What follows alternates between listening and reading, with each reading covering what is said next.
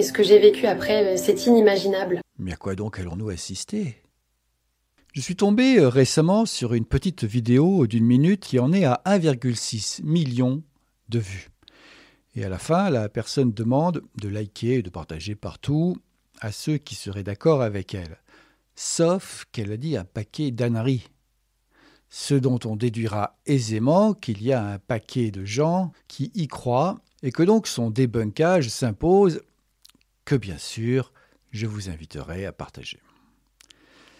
Le sujet abordé est la question de savoir où vont les biens acquis par un individu après sa mort. Individu dont on supposera qu'il n'a pas rédigé de testament. Je prétends que la solution la plus éthique est qu'il soit utilisé au mieux au service de l'intérêt général. Reste que, par concession à ce que j'appellerais l'égoïsme filial, en France, si une personne a des enfants ou encore ses parents, ils vont entièrement à ses enfants ou parents s'il n'a pas d'enfants, pour une première tranche de 100 000 euros, puis une petite part va à l'État, qui sert l'intérêt général, ou du moins plus ou moins, part qui croît progressivement jusqu'à atteindre 45% pour la tranche qui dépasse les 1,8 million d'euros. Voilà qui ne devrait pas choquer outre mesure. Dans le cas plus rare, où le défunt n'a ni enfant ni parents survivants, s'il a des frères ou sœurs, ceux-ci vont bénéficier de 100% de l'héritage, là encore, jusqu'à environ 16 000 euros, puis après une tranche intermédiaire, ils ne toucheront plus que 55%, au-delà de 40 000 euros environ. Et cela n'a rien de choquant, car le niveau de solidarité est habituellement moindre entre frères et sœurs qu'entre parents et enfants. Puis, s'il n'a pas non plus de frères ou sœurs, eh bien, on va chercher plus loin dans la famille. Et avec l'éloignement, on arrive rapidement à un abattement assez faible de 2 000 euros environ, au-delà duquel la part attribuée aux cousins n'est plus que de 40%. Qu'y a-t-il de choquant là-dedans? L'État, dans le système économique actuel, prend l'argent là où c'est le plus discret et surtout le moins douloureux, à savoir au niveau des transactions. Et celle où c'est indiscutablement le moins douloureux est précisément la succession, puisque la personne ponctionnée est morte. Je signale en passant que je propose pour ma part un système plus simple, n'entretenant pas autant l'égoïsme et où il n'y aurait pas d'impôt, que je présente dans d'autres vidéos. Même si ici, donc, je défends le présent système contre des attaques qui me paraissent injustes. Et écoutons maintenant notre contestataire, dont je doute de la réalité. On dirait une IA et la personne qui parle, dont on ne sait rien, ne ressemble pas vraiment à celle qui diffuse la vidéo, entre autres indices. Mais voilà ce qu'on ne vous dit jamais. Alors, si tout est dit très clairement et dans le détail, il suffit de taper « droit de succession » sur Internet. Mon frère était jeune, il s'est suicidé à 37 ans. Et ce que j'ai vécu après, c'est inimaginable. Il avait une maison, en tant que seule héritière, je devais tout gérer. Si t'es la seule héritière, tu vas surtout toucher plus. Et donc, ça vaut le coup de tout gérer, non? Et là, le notaire me dit 127 900 euros de droit de succession. Alors, avant ça, je suppose qu'il a surtout dit que tu héritais d'un bien d'une valeur de 305 583 euros. De sorte que même après paiement de cette taxe que tu pourras forcément honorer, quitte à vendre la maison, il te restera quand même 177 683 euros. Toucher un pactole de plus de 177 000 euros net, il y a pire comme situation, non?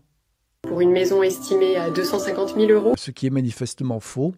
Pour une telle valeur, tout le monde peut vérifier que les droits de succession seraient de 102 887 euros. J'ai dit 6 mois pour payer. C'est exact, ça, et ça laisse le temps de trouver un acquéreur. Sinon, l'État me rajoute 5% d'intérêt, et ce chaque mois. Non, c'est 0,2%, comme pour un livret A typiquement, ce qui laisse donc un peu plus de temps pour vendre la maison à un meilleur prix. Mais pourquoi tous ces petits mensonges-là ? Je précise que je n'ai pas cette somme, bien évidemment. Je peux peut-être en payer une partie, et encore. Le notaire m'a conseillé de négocier avec les impôts, et leur réponse a été vraiment lunaire, puisque comme ils cherchent de l'argent partout, ils ne feront rien.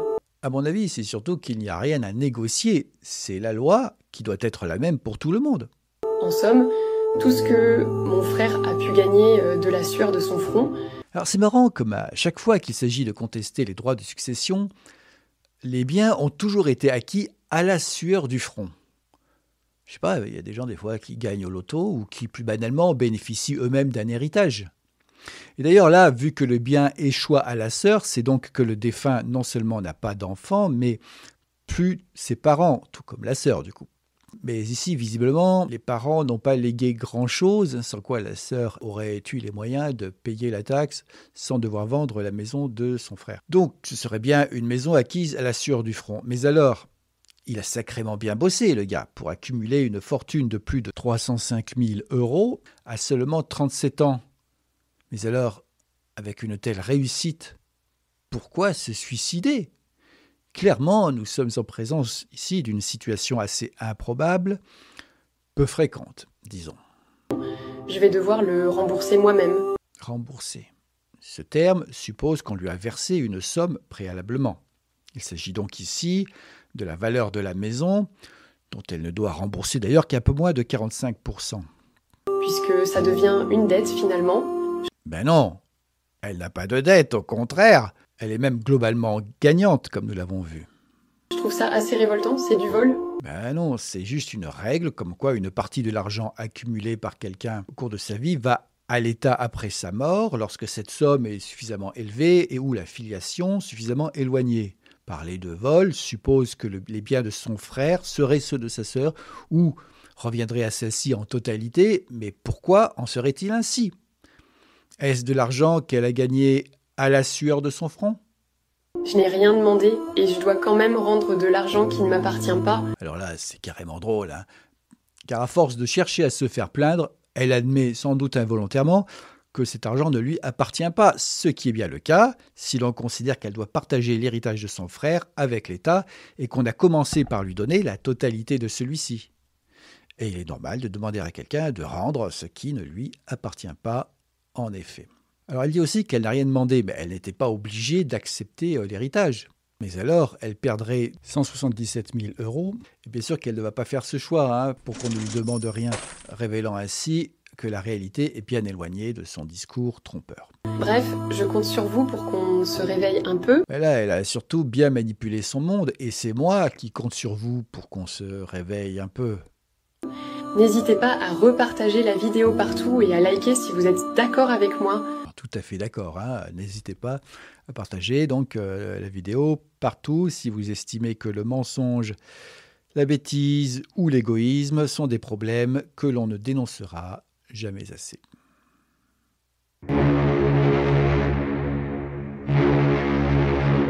Et ce que j'ai vécu après, c'est inimaginable.